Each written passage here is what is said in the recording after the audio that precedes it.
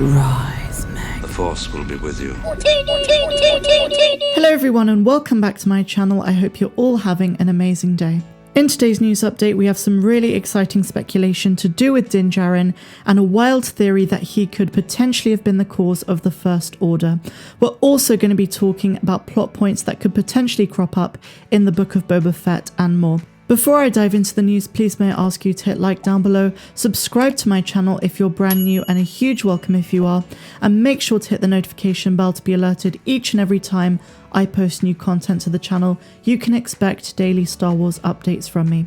Now, without any more jibber jabber, let's dive straight into it. So we're going to start with this theory, and it's something I came across, and at first I thought this cannot be true, but then I read through the theory more and I saw where they were coming from. It's from Inverse, and they state Mandalorian Season 3 theory. Din Djarin is the Jar Jar Binks of the sequels. So the reason that they're making this comparison to begin with is because obviously in the prequels, Jar Jar Binks granted emergency powers to Palpatine for him to rise and cause the Galactic Empire, and they state that Din Djarin might be doing the same thing, which will cause the rise of the First Order. So let me read you from this article now. The planet Mandalore is cursed, or is it? If we all stop thinking about Grogu for a second, the biggest, most important plot development in Season 3 is Din Djarin, who potentially is accepting his claim to the throne of Mandalore. After defeating Moff Gideon in combat for the Darksaber, Bo-Katan could encourage Mando to become the ruler. The prospect of King Mando certainly opens Season 3 up to all kinds of cool possibilities. And it's not beyond the realm of possibility that a well-intentioned mistake could see Din Djarin becoming an unlikely Jar Jar Binks figure, unwittingly setting the stage for the First Order's rise, just as the poor Gungan accidentally allowed Palpatine to wrench control from the Senate in the prequels. Here's how Mando in Season 3 could explain Snoke and the eventual rise of Kylo. So obviously my first thought is this is wild speculation, but let's give it a chance. The political landscape is shifting. Although space politics isn't central to The Mandalorian, the general state of unrest in the Outer Rim is hinted at by the New Republic X-Wing cops twice in Season 2. Cara Dune's reaffiliation with the New Republic and Boba Fett's horror at the return of the Galactic Empire all suggest the transition from total Imperial rule to peaceful Republic has been rocky as hell. So how does Mandalore fit into all of that?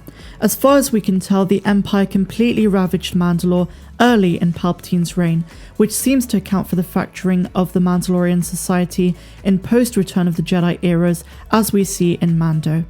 That said, Mandalorian culture was pretty fractured before that as well.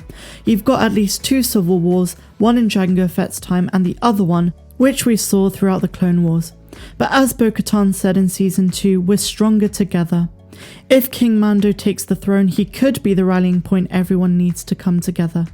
Because he's kind of a reformed orthodox Mandalorian, he has ties to both the zealots from the Children of the Watch and more mainstream Mandos like Bo-Katan.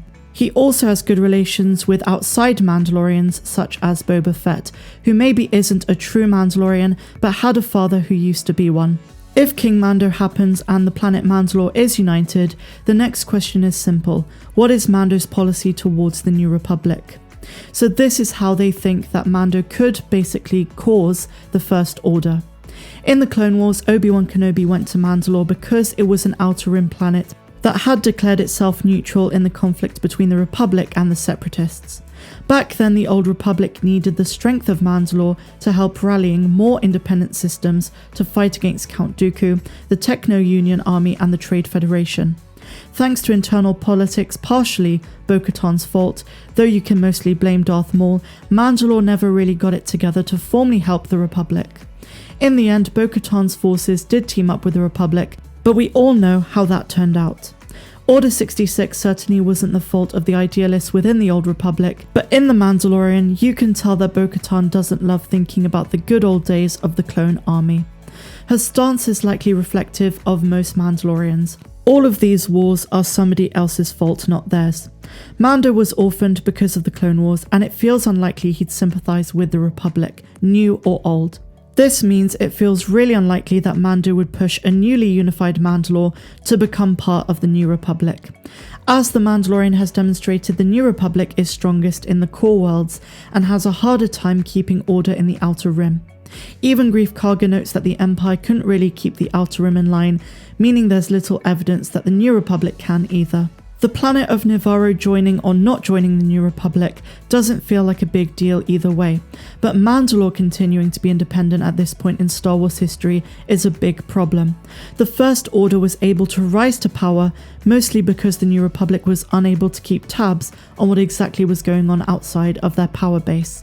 In other words, in Episode 7 The Force Awakens, we get the sense that the Republic has been kind of consolidated to some core worlds, and that's kind of it. If a power and legendary planet like Mandalore, even ruling from a new world, had decided to help the Republic out, then maybe the First Order could have been stopped before they got out of control.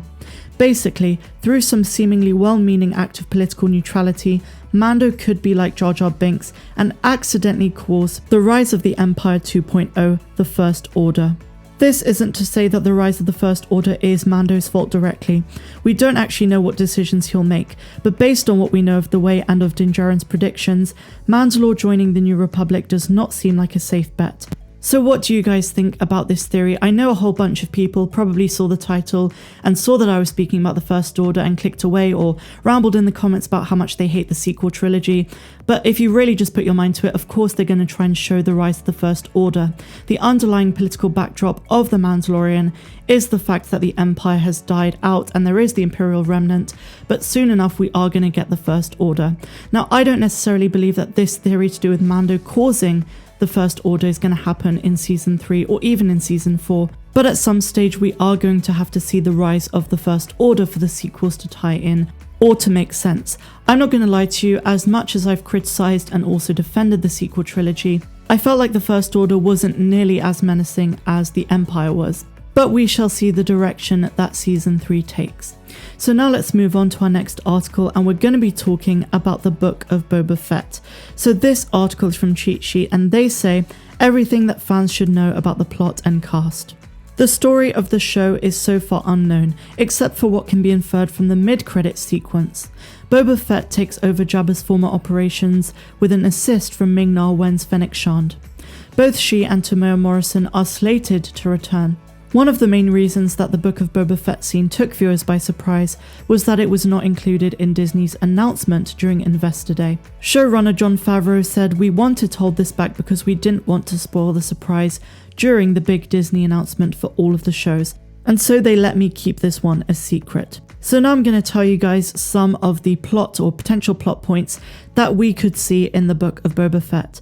The first one is that Boba could be on a mission to check off a Kill Bill style revenge list. I think the most exciting thing about this idea is that we could see Han Solo and Mace Windu, two people who wronged Boba Fett. Of course, I'm making the assumption that Mace Windu is still alive.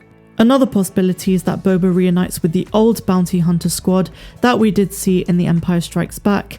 It could tie into The Mandalorian with Imperial Remnants. Another possibility for the show is that he takes over Tatooine's criminal underworld, like we saw at the end of The Mandalorian Season 2 finale, but it could go into more depth and be mainly based on Tatooine. And finally, for a possible storyline, he could be showing us flashbacks to his past. To this extent, it's possible that the show will cover the character's entire life from being orphaned by Mace Windu in the Battle of Geonosis to starting out as the bounty hunter in the criminal world of Coruscant.